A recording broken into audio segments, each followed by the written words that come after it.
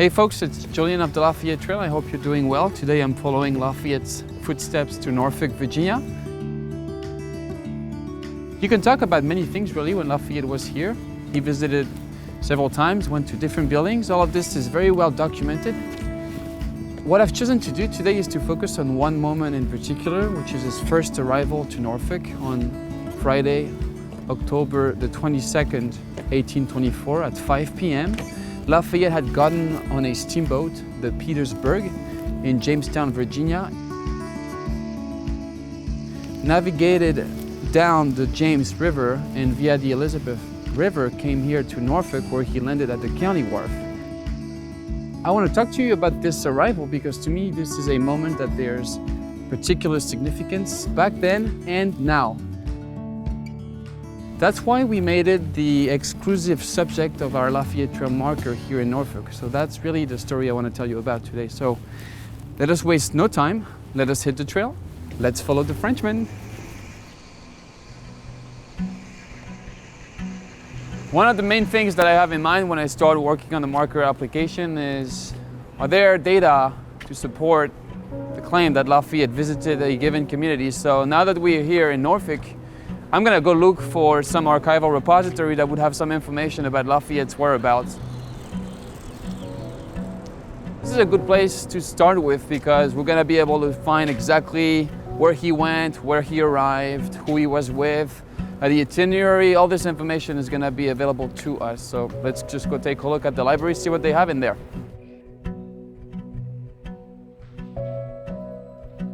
So some of the newspapers I have in mind right now would be the American Beacon Daily, the Norfolk Herald, or even the New York Statesman. All of these are historic newspapers that would have covered the event in October of 1824.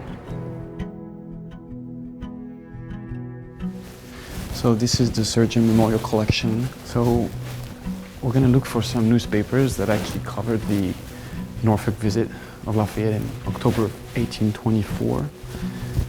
So the Surgeon Memorial Collection Library has some Virginia newspapers. We're going to look for the Norfolk one.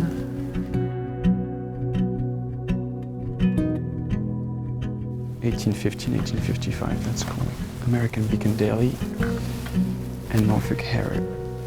That's good. So we've got the Beacon Daily here, 1824. So that one we want, and then the Herald.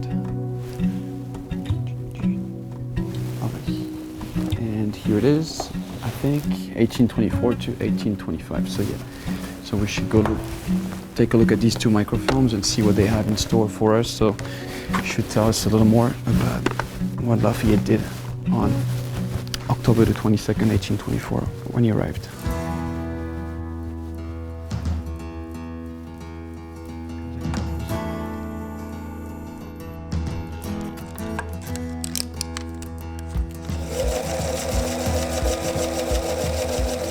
We're looking for some of these newspaper issues of the American Beacon Daily that will be published at the end of October. And so these would have been the issues that cover Lafayette's visit, especially his arrival to Norfolk. So that's what I'm looking for. So I'm just perusing this microfilm and just going through every issue at a time. They're all cataloged and compiled. So I'm actually looking for the month of October right now. I'm pretty close. I'm July 1824 right now, so getting there.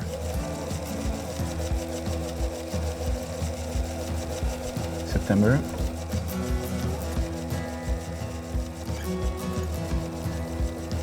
All right, and then zoom. October. Okay, we're getting there. 20th. So let's see, adjust contrast. So we've got some more of Yorktown here, which takes a few columns, and so probably here, departure from Yorktown, Williamsburg. Okay, so next is Jamestown and Norfolk. So here, yeah, here, down there, Norfolk. So if I zoom here. All right, here's some info about Norfolk. So the nation's guest arrived at Norfolk in the steamboat Petersburg a little after 5 o'clock on Friday evening. So that was October the 22nd. He was received at the county wharf, that's where the boat landed, and then taken in a procession to a civic arch erected at the head of Market Square on Main Street.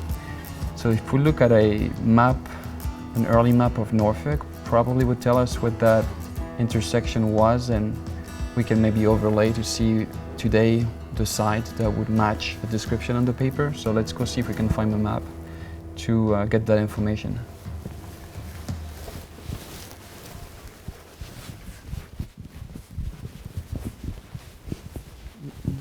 One of the most famous maps of early history here is the map of 1851. There's probably a big copy. So.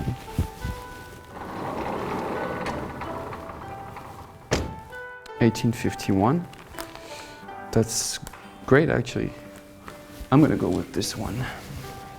Yeah, you look great.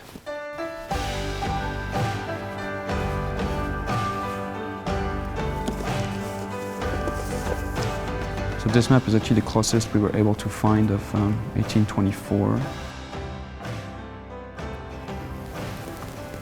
So just imagine the Petersburg navigating downriver on the Elizabeth here, going down to the county wharf here. Lafayette disembarks, procession takes him all the way up to Main Street, so just, it's actually a couple blocks. And then you have a beautiful arch there, and the mayor of Norfolk actually addresses him there officially.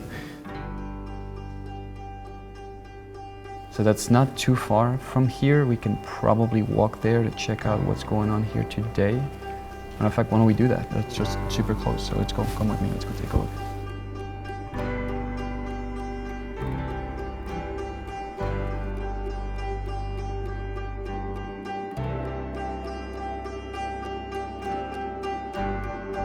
When I found out that the site where the arch was erected in honor of Lafayette, where he was addressed by the mayor, was where the Confederate monument stood, I couldn't believe it. I couldn't believe it because to me, the irony of history was just too strong. So what I did is that I contacted the city of Norfolk and I offered them the opportunity to celebrate early American history by emphasizing Lafayette's abolitionist background. And what I put forward was to celebrate Lafayette's abolitionist views, take away the focus from the divisive 1861-1865 time frame of the Civil War, and instead replace it, shift the focus back to the American Revolution and the universal ideals expressed throughout the American Revolution, of which Lafayette is the epitome. And the city listened to our proposal. They actually said yes.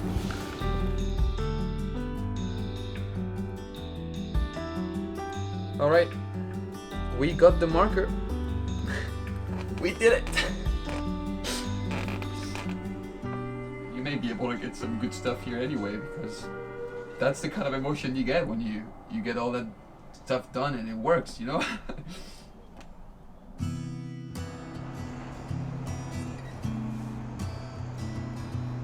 Why do you think the city was responsive to our inquiry in the first place? Norfolk believes in history, you know, and marking our history. We've got quite a few monuments throughout the city, you know, dating back to over 200 years ago. And, you know, understanding what Lafayette stood for and the fact that, you know, he's understood to be a hero for multiple countries, you know, and being part of the revolution. And, you know, with Yorktown not so far from here, you know, it's great what happened 2 years ago, or 200 years ago, that, you know, Norfolk's able to honor that. Lafayette was an abolitionist. Right there used to be a Confederate monument that divided the city. This marker tries to take the focus away from that divisive Civil War time frame and reconnect it with the universal ideals expressed throughout the American Revolution. So how do you see this marker improving the social fabric in Norfolk? And obviously it symbolizes, you know, the fact that 200 years ago, I mean, he was here, you know, and that it's gonna bring, you know, those that are following the trail and the trail history, you know, it'll bring, you know, tourists into downtown and help to, you know, bring more business into downtown.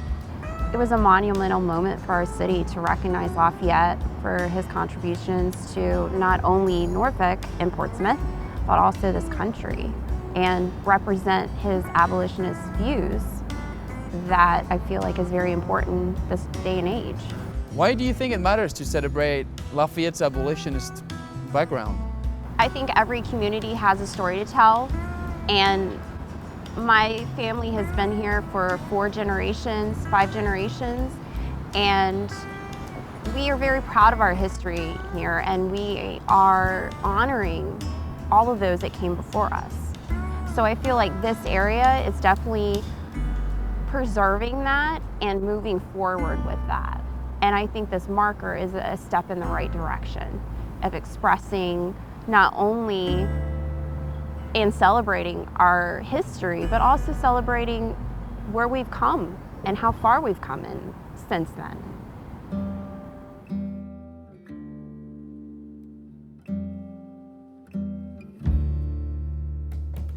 What we were able to accomplish here in Norfolk, I think, is a source of hope for so many people out there trying to preserve history in their community. I think the fact that Lafayette was a Revolutionary War hero, an abolitionist, that he loved his country, that he volunteered to serve it, all of these help when I contact a city like Norfolk, of the size of Norfolk. And I think people should look at what we did here in a positive fashion, that it actually shows that we can celebrate history, at the same time contribute to improving the social fabric. So these are all positive contributions that this marker here reveals. I also think that this process has revealed the unique potential that Lafayette has as a Revolutionary War icon. This is a man that went all over the country. His footprint is ubiquitous. From New Hampshire to South Carolina, from Connecticut to Mississippi, he left memories at local, state, and federal level across all of these 24 states that existed at the time. So that to me is unique to Lafayette. We should celebrate and cherish that legacy, and that's exactly what we did here. So that's it for us today. I want to thank you for following the Frenchmen to Norfolk. I'll see you on the trail very soon. Thank you for watching. À bientôt.